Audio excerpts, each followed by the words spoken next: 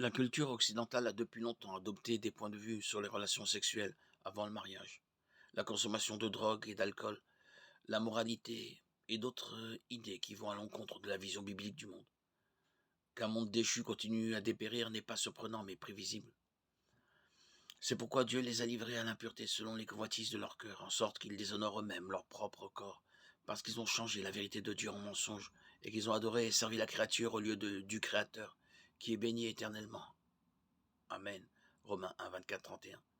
C'est pourquoi Dieu les a livrés à des passions infâmes, car leurs femmes ont changé les rapports naturels en des rapports contre nature. De même, les hommes ont abandonné les rapports naturels avec les femmes et se sont livrés à des passions les uns pour les autres, commettant homme avec homme des actes infâmes et recevant en eux-mêmes le salaire que méritait leur égarement. Et parce qu'ils n'ont pas jugé bon de connaître Dieu, Dieu les a livrés à leur sens réprouvé pour commettre des choses indignes. Ils sont remplis de toute espèce d'injustice, de méchanceté, de cupidité, de malice. Ils sont pleins d'envie, de meurtre, de querelles, de ruses, de malice. Ce sont des calomniateurs, des menteurs.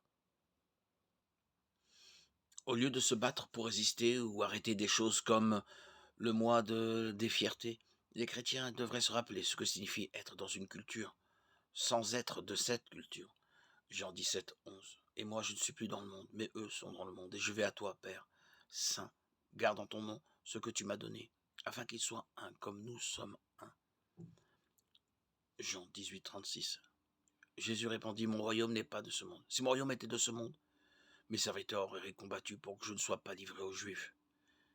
Mais mon royaume n'est pas de ce monde.